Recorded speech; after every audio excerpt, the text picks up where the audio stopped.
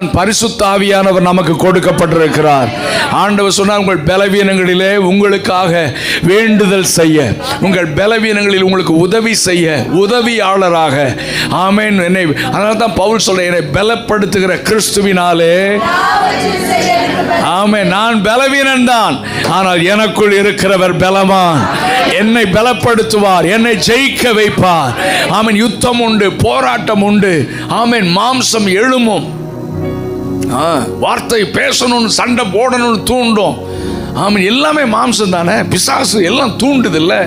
ஆனால் நம்ம கிறிஸ்துவை வெளிப்படுத்துறதுனா நம்ம சாதாரண விஷயம் இல்லையே, யுத்தம் தானே அது இல்லை. நமக்கு தீமை செஞ்சா 4 வார்த்தை கேட்டால் தான் நமக்கு தூக்கம், அப்படிதான் மாம்சம் எழுப்போம். ஆனால் ஆவியில பலன் அடைஞ்சிருந்தா ஆமென், மாம்சம் அங்கே தோற்று போகும்.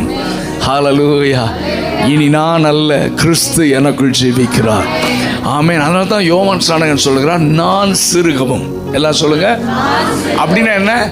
என் மாம்சம் சிறுக, என்னுடைய சுயம் சிறுக, என்னுடைய காரியங்களெல்லாம் சிறுக, கிறிஸ்து என்னில் பெருக. என்னை பார்க்கிறவர்கள் கிறிஸ்துவை பார்க்கணும். ஹல்லேலூயா. அது முதல்ல நம்முடைய குடும்பத்தில் ஆரம்பிக்கட்டும். கணவன் மனைவி உறவுக்குள்ள, பிள்ளைகள் பெற்றோர்கள் உறவுக்குள்ள, உங்கள் ஃப்ரெண்ட்ஸ் சர்க்கிளில், படிக்கிற இடத்துல, சர்ச்சில், குடியிருக்கிற இடத்துல என்னை கிறிஸ்து, என்னில் கிறிஸ்துவை மற்றவர்கள் பார்க்கணும். அப்படின்னா ஆவி மனிதன் பலனடைஞ்சாதான் அப்படி வாழ முடியும். சாதாரண மனிதனால் அப்படி வாழ முடியாது. ஆமென். சாதாரண உணர்வுகள், எல்லாருக்கும் இருக்கிற உணர்ச்சி தான் நமக்கு இருக்கு. எல்லாருக்கும் இருக்கிற ஃப்ளஷ்லி டிசையர் எல்லாம் தான் நமக்கு இருக்கு. எல்லாருக்கும் இருக்கிற மாதிரி கோபம் தான் நமக்கு இருக்கு. இதை ஓவர் கம் பண்ணணும்னா நம்ம சுயத்தால முடியாது. ஆமென். நம்மை பலப்படுத்துகிற கிறிஸ்துவினால தான் முடியும். நமக்குள்ள இருக்கிற பரிசுத்த ஆவியானவர் எந்த அளவுக்கு இடம் கொடுக்கிறோமோ அப்பதான் இந்த மாம்சத்தை நான் ஜெயிக்க முடியும். ஒரு அல்லேலூயா சத்தமா சொல்லுங்க. ஆமென். இல்லைன்னா ஜெயிக்க முடியாது, ஜெயிக்க முடியாது. சும்மா சர்ச்சில் வந்துட்டு கத்தலாம், ஆடலாம், பாடலாம், குதிக்கலாம், என்ன வேணா பண்ணிட்டு போகலாம். ஆனால் தனியாக 24 hours நீ தேவனோடு தொடர்புடையவனாக இல்லாவிட்டால் நீங்கள் ஜெயிக்க முடியாதுங்க. இதுதான் ஃபேக்ட், இதுதான் ஃபேக்ட். ஆமாம், ஏதோ யூடியூப்ல பிரசங்கம் கேட்கறதுனால ஜெயிக்க முடியாது. நீங்கள் வசனத்தை கை கொள்ளணும், நீங்கள் ஆண்டவரோட பேசணும். மற்றவங்க உங்களுக்காக ஜெபம் பண்ணுறதில்ல, நீங்கள் ஜெபம் பண்ணணும். ஹல்லேலூயா. ஸோ கவனிங்க, ஆவியிலே பலன் கொள்ளுதல். இதை குறித்து நான் ஒரே ஒரு காரியத்தை நான் சொல்லி நான் ஜெபம் பண்ண விரும்புகிறேன். எசேக்கியேல் 47வது அதிகாரத்துக்கு நேராக திருப்ப நான் கேட்கிறேன். எசேக்கியேல் 47வது அதிகாரம். இதை நான் சொல்லி நம்ம ஜெபம் பண்ண போகிறோம். இது உங்களுக்கு ரொம்ப பிரயோஜனமாக இருக்கும். எல்லாரும் நல்லா கவனிங்க. அதை எல்லாத்தையும் வாசிக்க நேரம் இல்லை, வீட்டில் போய் வாசித்துக்கோங்க. இந்த அதிகாரம் பரிசுத்த ஆவியானவரை குறித்து எழுதப்பட்ட அதிகாரம். இந்த அதிகாரத்தை வச்சு தான் நிறைய பாட்டு வருது. கணுக்கால் அளவு, முழங்கால் அளவு, நீச்சல் ஆழத்தில் என்னை கொண்டு போங்கன்னு பாடுற பாட்டெல்லாம் இந்த அதிகாரத்தில் சொல்லப்பட்ட அந்த காரியத்தை குறித்து தான் எழுதப்படுகிறது. இப்போ எல்லாரும் என்ன பாருங்க, வீட்டில் போய் வாசிச்சுக்கோங்க. இப்போ என்ன பாருங்க, அதெல்லாம் வாசித்த நேரம் இல்லை. பெரிய அங்கே இருக்கிற காரியத்தை மட்டும் நான் சொல்கிறேன். அதில் ஆவியானவருடைய காரியம் என்ன இருக்குன்னு புரிஞ்சுக்கோங்க. இந்த முதல் வசனம் போடுங்க ஸ்கிரீன்ல.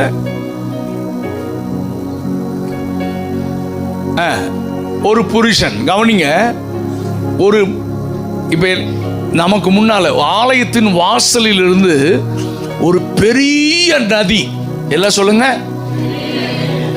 பெரிய நதி. இங்க பாருங்க, வீட்டில் போய் வாசிங்க. இப்ப என்ன பாருங்க, பெரிய நதி. இந்த நதி யாரை குறிக்கிறது?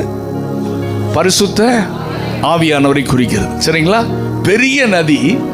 அந்த நதியை குறித்து என்ன இன்ஃபர்மேஷன் இருக்குன்னா, அது நீச்சல் ஆழமும் கடக்கக்கூடாத நதி. சொல்லுங்க, நீச்சல் ஆழம்னா என்ன? பயங்கரமான ஆழம். அது என்ன செய்ய முடியாது, கடக்க முடியாதுன்னா என்ன அர்த்தம்? நீச்சல் தெரிந்தவன் கூட, ஹலோ, அது என்ன செய்ய முடியாது. அவ்வளோ நீளமான நதி, அது ஓடுகிற நதி. இதை மூணையும் மனசில் வச்சுக்கோங்க. என்ன நதி? ஓடுற நதி, மிக ஆழமான நதி, கடக்க முடியாது. ஆமாம், என்னதான் நீச்சல் போட்டியில் ஒலிம்பிக்கில் ஜெயிச்சவனானாலும் பெப்ஸுனாலும் அது என்ன செய்ய முடியாது, கடக்க. அவ்வளோ பெரிய நதி. இதுதான் ஆழம், அகலம், நீளம், உயரம் அவ்வளோ, அதுதான் பரிசுத்த ஆவியானவர். ஆமென். அவருக்கு ஒரு சின்ன வரையறை நம்ம என்ன செய்ய முடியாது. ஆமாம், இவ்வளோதான் லிமிட்லாம் வைக்க முடியாது. Limitless, beyond our imagination. நம்முடைய அறிவுக்கு அப்பால பரிசுத்த ஆவியானுடைய கிரியையெல்லாம் நம்ம மட்டுப்படுத்தவே முடியாது. ஹல்லேலூயா. அவர் இயற்கைக்கு மேற்பட்ட வல்லமையுடைய தேவன், அதிசயங்களை செய்கிற வல்லமையான தேவன். சரி, நல்ல கவனிங்க. இந்த பரிசுத்த ஆவியானவர் இவ்வளோ பவர்ஃபுல், அந்த பர்சனாலிட்டி ஆவியானவர் எனக்கு கொடுக்கப்பட்டிருக்கிறார். ஒரு மனிதன் ரட்சிக்கப்பட்டு ஞானஸ்தானம் எடுக்கும் பொழுது, ஆமென், அவனுக்குள் பரிசுத்த ஆவியானவர் நீங்கள் வாஞ்சித்து கேட்கும் பொழுது உங்களுக்குள்ளே எனக்குள்ளே அவர் வந்து வாசம் பண்ணுகிறார். எதற்காக? பலவீனமான என்னை பலப்படுத்த. ஆமென். ஜெயிக்க முடியாத தோற்று போன என்னை ஜெயிக்க வைக்க எனக்கு உதவியாளராக, துணையாளராக எனக்கு கொடுக்கப்படுகிறார். கரங்களை உயர்த்தி ஒரு அல்லேலூயா சத்தமா சொல்லுங்க. நல்ல கவனிங்க. ஸோ பரிசுத்த ஆவியானவர் எனக்குள் வந்தபோது பேதையை ஞானியாக்குவார், பைத்தியத்தை என்ன செய்வார்? ஞானியாக மாற்றுவார். பலவீனனும் பலவான் என்று சொல்லப்படுவான். ஆமென். ஏன்னா எனக்குள் இருக்கிறவர் பெரியவர். ஆமென். நான் பலவீனன் தான், ஆனா எனக்குள் இருக்கிறவர். அதனால தாவீது சொல்கிறான், உம்மாலே ஒரு சேனைக்குள், உம்மாலே ஒரு மதிலை. ஆமென். என் பலன் அல்ல, உம்முடைய பலன். உம்முடைய பலன் தான் ஆண்டவரே. அப்போ இந்த உலகத்தை, மாம்சத்தை, பிசாசெல்லாம் ஜெயிக்கணும்னா நம்ம பலத்தினால முடியாது. அதுக்கு தான் பரிசுத்த ஆவியானவர் நமக்கு கொடுக்கப்பட்டிருக்கிறார். ஹல்லேலூயா. எத்தனை பேர் பரிசுத்த ஆவியானவர் அபிஷேகத்தை அந்நிய பாஷை அடையாளத்தோடு பெற்றுக்கொண்டவங்க கையை உயர்த்தி தேவனை துதிங்க பார்க்கலாம். எத்தனை பேருக்கு பரிசுத்த ஆவியானவரின் அபிஷேகத்தை அந்நிய பாஷை அடையாளத்தோடு எத்தனை பேருக்கு கர்த்தர் தந்திருக்கிறார்? சரி, ஓகே. ஸோ இதில் தான் இந்த அளவு இருக்கிறது. என்ன அளவு? முதல்ல இந்த நதியில் 1000 முழம் அந்த புருஷன் அளந்து கடக்க பண்ணினார். எங்க அவர்? உங்க பேர் என்ன பிரதர்? பார்த்திபன். ஏன்னா இவர் தான் ஹைட்டா இருக்கார், அதனால தான் பார்த்திபன் நான் சொல்றேன். இப்போ பார்த்திபனை நீங்கள் எல்லாம் இப்போ கற்பனை பண்ணணும்.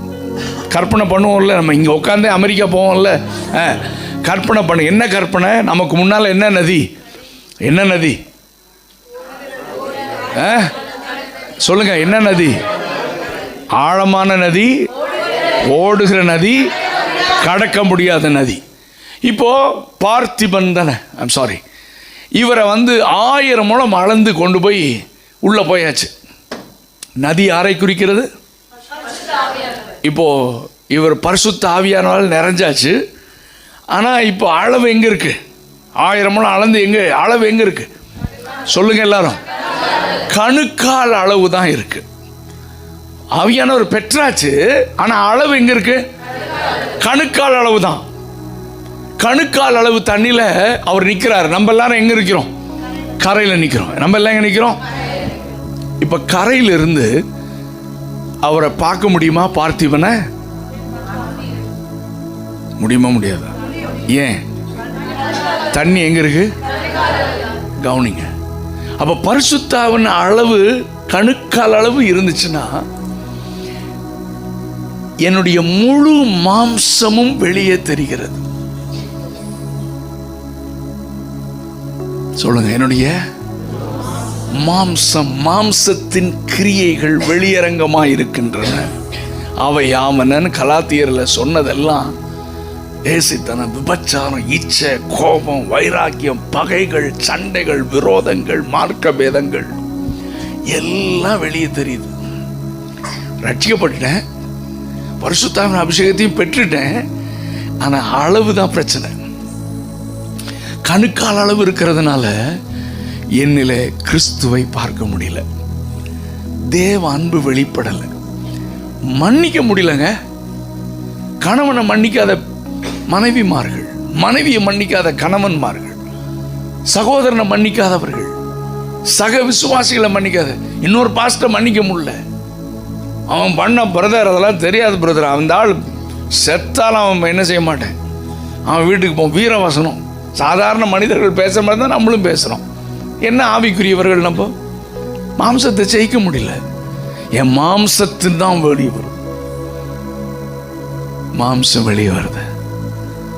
ஆண்டவர் இந்த மாலை நேரத்தில் சொல்கிறார், மகனே மகளே, இப்படி இருந்தா நீ பரலோகம் வர முடியாது, என் சித்தம் செய்ய முடியாது.